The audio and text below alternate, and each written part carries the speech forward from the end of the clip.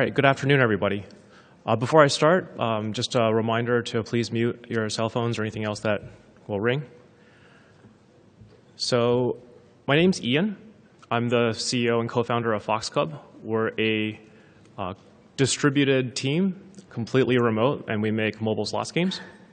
So, we started the team about 3 years ago, and when we first started, my co-founder and I happened to be remote. He was living in Germany, and I was living here in San Francisco. And we did that because we both had lifestyle reasons for wanting to work from home. And as we grew the team from there, we found out that there was no real reason to hire people where we were living, because we didn't want to be going to an office to work. We liked working from home. And so we continued building the team out completely remotely. So now we're at about 30 people, and our team is spread out in 12 different countries, encompassing a lot of different time zones. And along the way, we've learned a lot about how to run a remote team, how to hire for a remote team. And there was really a critical point when we scaled past 8 or 10 people to kind of the 20s, where a lot of things changed for us. And so those are some of the main things I want to share. Before I start, how many people here work remotely now? Cool. And how many don't but want to work remotely? All right. So I guess a lot of you guys already have experience with that. So we'll talk about maybe some of the things that have worked for us, maybe things that apply to you guys. And afterwards, if anyone has ideas or suggestions, I'd love to hear them and chat some more after. So I'm going to go through kind of 3 major things. One is, why is remote work attractive for us as people who work? Why is it fun to work remotely? I think that's going to be pretty obvious, and we'll do that quickly. The second main one is really around hiring and team. As a kind of business owner or manager, what does it mean to hire remotely, and why is hiring a competitive advantage for being a remote team?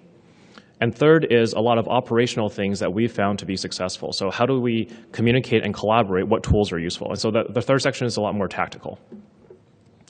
So just at a high level, right? There's already 10% of the workforce overall that's fully remote. 30% is partially remote. This is going to continue being a huge trend. We're big fans of Jacob Morgan and his overall thing about how work is changing. And the central thesis here is that we have a generation of people who have grown up with technology in their lives personally. And we also have this tremendous improvement in how communication collaboration technology has gotten better. And so when these two things come together, there's going to be a push from the ground up of how work needs to change and how companies need to kind of interact with people differently. And remote is a huge component of that. So let's start with why we want to work remote, right? So for us, a lot of it is about family. My co-founder had a 4-month-old when we first started the company. And he really wanted to spend more time with his daughter. And he was able to actually be a pretty present parent. He wasn't the primary caretaker, right? But he was there a lot. And he was also a great CTO and co-founder. There were some sacrifices. He couldn't play Dota anymore, and he couldn't really sleep. But he did manage to make both of those things work. There's maybe a third of our team where family is the really big reason, being able to spend time and work more flexibly. There's another third of our team who did this because we wanted to have a particular lifestyle. I was one of those. So I wanted to travel and work from different places. And I've really been able to enjoy doing that and go to different places, stay there, get an Airbnb for 2 or 3 weeks, and work from somewhere new. And I really travel for food. So as long as I get to go out and eat and come back and do my work, it didn't matter where I was working from. Our director of engineering really likes EDM concerts. So he'll go around to all these crazy locations, get completely ridiculous for 2 or 3 days on the weekend, and then somehow manage to get back and focus and get the work done. And as a team, we rarely even notice it, because as long as the people are being productive, it doesn't matter. Those two things, I think, really underscore one of the big things that we had to do as a remote team that we had to do differently, which was measure people on output and not on hours. When people talk to me about how do you run a remote team, how do you manage people, you can't even see if they're working, right? Yeah, that's true. You can't see what anyone is doing. And so the only thing you can do is look at, what are you producing? Are you producing your fair share of the work? Is your results good? Is the quality good? And it turns out if you try to measure people based on that, it's actually not that hard. We've been able to do that successfully across dev, art, design, UI, sound, and it works quite well. And the third one is obviously if you just save on commute, you get an extra hour or two of your day back every day, right? So it's great. So we've we sort of stumbled upon this by accident initially, right? Because this was a very selfish motivation for us when we first started the company. But now that we've done this and actually experienced what the growth looks like, we think that this is a huge opportunity, a huge competitive advantage. And the big one is actually not cost, right? We're going to talk about cost in a little bit, but I think that the biggest advantage we have is really around hiring, and it's more subtle. So you kind of have three major ways you can hire right now, right? You can, one, either be in a tech hub like San Francisco, and you can compete with like the hundreds of really, really well-funded companies. But the advantage of being in a tech hub like this is that you get world-class talent in every discipline. You have the best people at what they do in one place. And if you can find like the attractive mission for them, like the good goals for them to go after, and you have the money, you can get world-class anything you want. That's one path. The other path is you find something that's not a hub city, but still has a great source of talent. Usually for that route, you want to find a really strong feeder, right? So there's a lot of stories of like Montreal has tremendous technical talent, right? Like lots of great devs. So we see a lot of great dev shops in Montreal. There are places with really great art schools and art pipelines. A lot of the times in a place that's not one of the hubs, you can find great talent in one or two disciplines, but it's hard to find a world-class talent in everything. So obviously, where's my story going? If you go globally, right, you can actually find and cherry pick the best of the talent from everywhere. We believe we've been doing that, and we've actually been really surprised and impressed at the quality of the people that we've gotten in really random places around the world that we never expected. I worked at Zynga before, and so kind of I calibrate a lot of our art talent and engineering talent against that. And when I look at kind of the skill level comparisons, we have really, really world-class talented people, and we've been able to find them for very attractive rates, right? Because they live in places that are often not tech hubs and don't have the cost of living adjustments. And they're really happy because we have a long-term engagement with them where they really like the lifestyle we have and are like motivated to stay for longer. So that's kind of the hiring bit. We also think of hiring as like a long-term sales thing. So the advantages that we offer in terms of lifestyle, work-life balance, communication, being measured on impact, right? These are all kind of the benefits that we have. And it's part of how it needs to be sold throughout the entire hiring process. So we've adjusted how we hire in order to suit that. So what we do is with every discipline, we give them a quick test, like a 1 to 2 day test. And the goal of the test is twofold. One is, can you do the work, right? That's the obvious part. The other one is, can you do the work in our environment? So we try to mimic our actual operating environment as much as possible during this 2-day test. We set them up with the same tools. We communicate with them the same way that we would if they were fully with us. We give them feedback the same way. And then we just look at the outcomes. And it tells us, can you work in a way that's unsupervised? Can you do it in a time frame that's reasonable? Are you able to communicate clearly?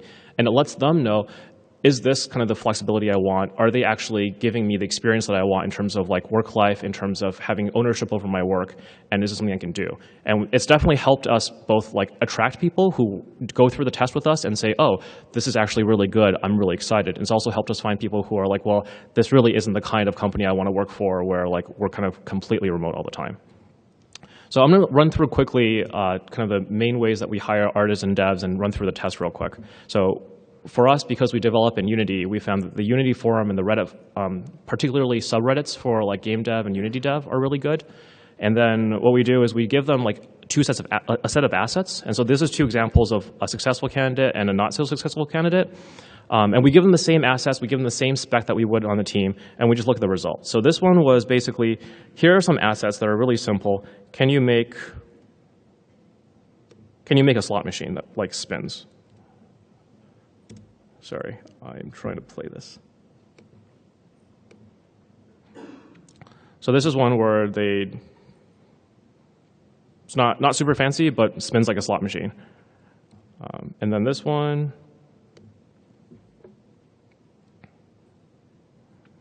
doesn't look so much like a slot machine, right? Same level of feedback, same level of like instructions.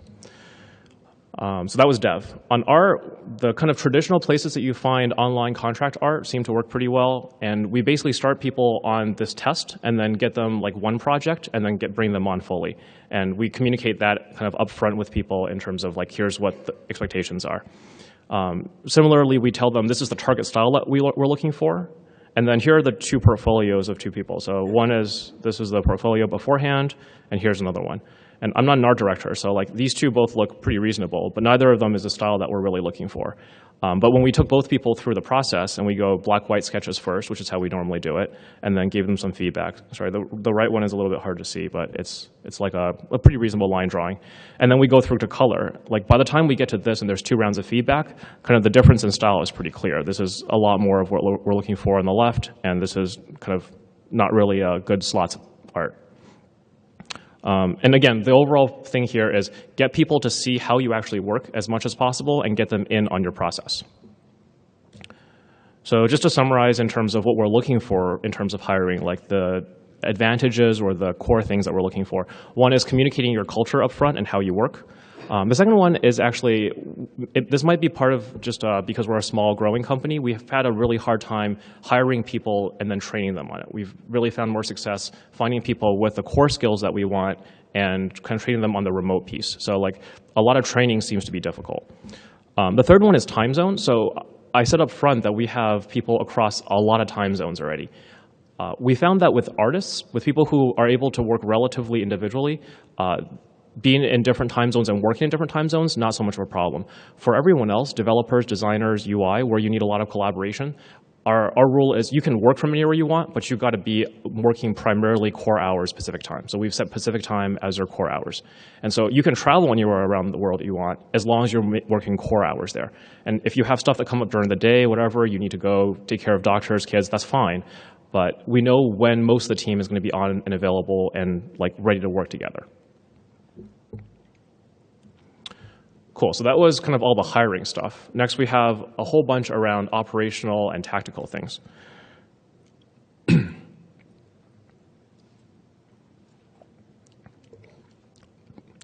So one of the things that we saw in terms of like when we talk to people is we coordinate around Slack in almost everything, and we're able to work pretty effectively online with everything. But there was a whole bunch of work that went into getting to that. And so when we talk to people now about like, does this work? Does remote work? We tell them it does, but like when people try to do it and they do it incrementally or they try it without having all the fixes in place, it seems like it's just impossible. So there was a lot of work that goes into finding out what the differences are between co-located work, which people are used to, and switching to remote. So let's start with Slack, right? Everyone here use Slack? Okay, yeah, Slack's huge, right? Slack's awesome. When we moved everything onto Slack, one of the big things that we realized was we have to have like a ton of channels. We have gotten super ridiculously like aggressive with making new channels. And the way we use channels is each conversation thread, each thing that used to be an email is actually a separate channel. And so we basically have like hundreds of channels. The way we manage it is this starred section in the top, right, your favorites, those are only channels that you would initiate conversations into. So for me, I have all of our production channels starred, all of our design channels starred, sign off, kind of like planning. Those are all like my start channels because those are things I start conversations in. There are like hundreds of other channels, dev, art, lots of execution channels that I'm in, but I'm not starred. And so those are kind of all down here. And I don't look at those. Like if someone needs me in one of those channels, they know to ping me with an @ping. And so I can basically go through most of my day and not read any of this. And that's how you can keep a lot of channels and have kind of message and thought segregation without being completely overwhelmed with the different things. The other thing that we find really useful is muting most of the channels that you're not in so that you can be in channels, you can actually respond to things, but you don't get constantly pinged. We've worked with a lot of other partners who also use Slack and found a lot of different feedback that they've had where like, you know, I can't get anything done because I'm on Slack. Everything is on Slack. And we believe that everything needs to be on Slack, but you don't need to be reading everything. Otherwise, you're just getting the same problem as you had with email with just content overwhelming. And then once everything is on Slack, right, like I'm not going to go into all the details of all the integrations, but obviously you can integrate all your servers, all your notifications, all your kind of like dev-related things into Slack. Once we have that, then we try to bring as much of the art and creative side into it as possible. So Jing is the tool that we found really useful. And the main advantage here is that it pastes as a link. So you can take a screenshot, you can do some like quick editing on it to tell people what you're looking at, and then you can share it as a link. sharing it as a link over like an embedded attachment or an uploaded file is really useful, because if you bring this from Slack into like another chat with someone else, or you bring it into like Trello or Google Docs, you don't have to like find the asset, paste it around. SoundCloud for audio stuff. So the Slack doesn't have, like, they're constantly building out their integrations, right? But SoundCloud is one of their better integrations, where if you have an audio file, you upload it into SoundCloud, it plays inline in Slack. So the more you can get people to sit inside of this for all of their work, and the more seamless you can make it, the more like consistent it'll be. So that's kind of like tactical Slack tools. The other thing that, like, there's like 3 other main things that we found that are different between co-located teams and remote teams, and we've kind of like segregated those 3 problems into different solutions.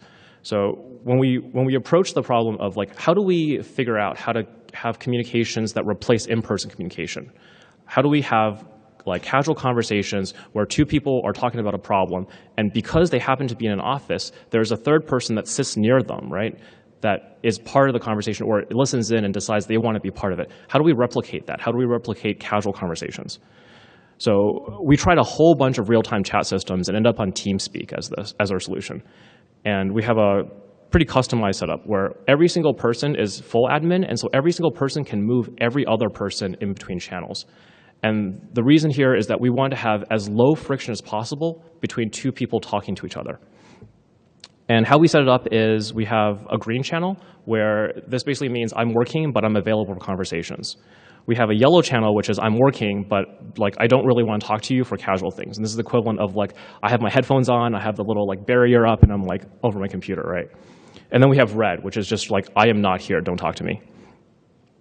On top of those 3 things, we have a whole bunch of public channels, and every channel is like a conference room. And so we have the main one that people hang out in, like a main dev channel and a main art channel, and people can just like move themselves into the channel and start talking. And so now you don't have to be like asking someone, can I call you on Skype, can we talk? You just go in and start talking. If it's a long conversation, then whoever is involved go into a separate room so they don't disturb everyone else, just like you would in a real office. And if it's something where I just have a question, then anyone who's around could answer my question. The conference rooms also behave in normal conference rooms in the sense that people can see who else is talking. So if I see our designer and our UI person having a conversation, I can be like, oh, that's probably something I'm interested in. I can just drop myself in there. And so this is kind of our like really aggressive push towards open, transparent conversations everywhere. Just like on Slack, where all of our channels are public. Every conversation is default public. Every conversation in here is default public. We do have 3 private rooms that you're not supposed to invite yourself into, and those are for really feedback, like personal stuff, right? Like one-on-ones and like performance stuff. But everything else that we do is everyone is like default allowed into the conversation. So that was the kind of open office. How do we mimic the open office? The second piece that we thought was really important to have a mimic or have like an analogy for was the water cooler or the hallway conversation. So this is something where it's more about like team building, or it's about having different disciplines know what each other are doing. And the reason that teams or like to be co-located is that you get more dispersal of ideas and for casual things. So this is one of the problems that we really had difficulty with when we scaled from the 8 to the 10 people range. When we were at 8, everyone was talking to just about everyone else. And as we added each extra person, we started kind of dividing into smaller teams, and we ended up with like teams of like 4 or 5. And so people started feeling really siloed. And that was kind of a big issue for us. So our solution to this is actually, it's not organic, right? The rest of our solutions have been really technological and organic solutions. This one was just process. So we basically said, we are going to write down every decision in every public channel, and that's what led to all of our Slack channels being public. So we said, we still want people working in the groups with the people they mostly need to talk to, but after every conversation, you need to tell everyone else, here's what we talked about and here's what we decided. And that needs to be in a publicly available channel. So someone else could either just come by and see it, or you can ping somebody and they can see the history of the conversation. The second one was we made all the channels public, right? The third one was we basically created like very formal daily and weekly updates for everyone. So we created a weekly update where we had every like discipline talk about what they got done, like what they are about to do. I'm sure most companies have something like that within all hands, but we basically forced it to be a bit more formal and a bit more robust than normal, because that's the kind of contextual information that normally you would expect people to just organically get, but when you don't see each other, that's not something that happens by itself. In terms of daily, we extend, we use kind of a scrum where people have a stand up and talk about what they do, but we extend that into text as well. So everyone talks about, here's what I'm doing, and here's what I'm doing for the rest of the week, and we share that across the whole team. We also use something called callouts, where you basically share things that are really cool that someone else did, and that's specifically a low volume channel, so it's not a whole lot of content each week, but it's shared across the whole team. So lots of formal tricks to get people to see what the rest of the organization is doing. And the third one is just in-person communication, right, face-to-face. So what I've been talking about is mostly text and voice, which is 90% of what we're doing. But there's obviously still a place for the in-person stuff. And the two biggest things is one, creative conversations, where you need the gestures, the facial expressions, the full range of communication, like motions and emotion to communicate. So for that, we still use Skype. And for feedback sessions, right, where it's kind of personal, it gets intense, helps a lot to be able to make eye contact even if it's through a video screen. We also try to have as many in-person meetings as possible when we can get people together. It's hard when there's no center for us to be this is the convenient place everyone can get to, but we'll have smaller meetups for people that are kind of all in Europe or all in North America. We had a session where a couple of us worked from France for a couple of weeks. That was really fun. Got to do the lifestyle thing and got to actually meet and bond. We recently had our producer who's out in England come over here and meet with our art director for a week. And that was really good for just spending time together. So those things are still important. We still need that in order to build the relationships and build kind of interpersonal trust. But it's kind of an addition to everything else. And then finally, we have the whiteboard. A lot of teams use the whiteboard as a single common visual reference for what is our priority, what are we working on, what is our goals. And this kind of goes in line with communicating context gets harder online. So for us, it's a combination of Trello and the meetings that I talked about, where we formally step through everything. Trello is really nice because we have every single person's tasks on there, and we also have our roadmap on there. So it's another opportunity for people to eavesdrop on what everyone else is doing and see the context of what our overall plan is.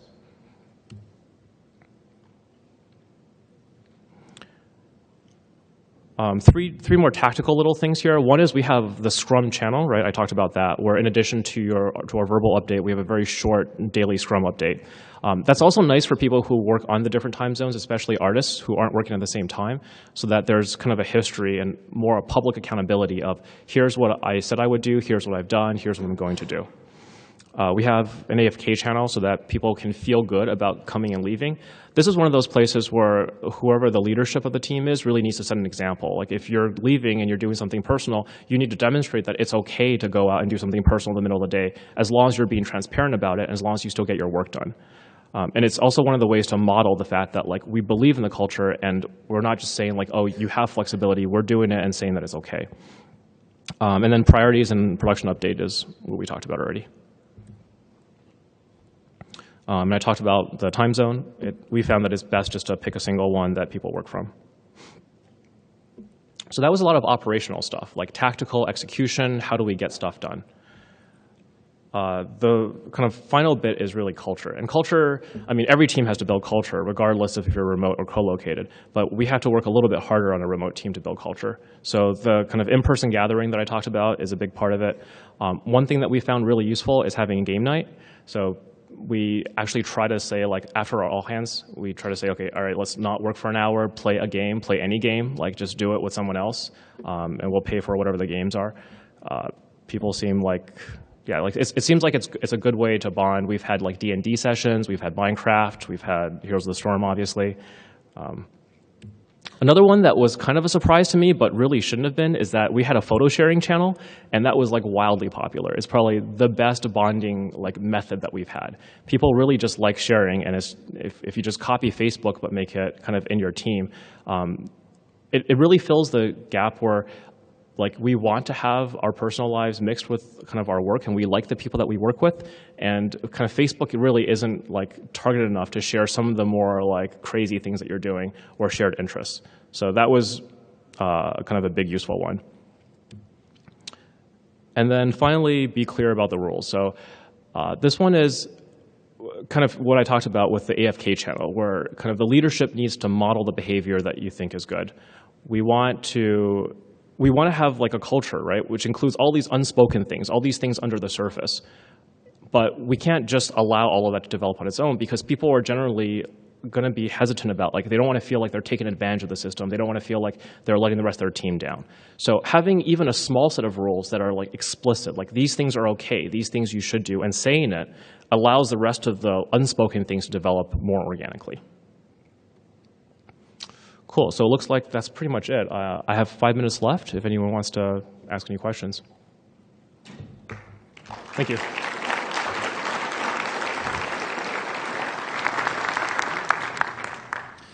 Yeah, I just wanted to, great talk, by the way, thank you. I'm super interested in this stuff. Thank you.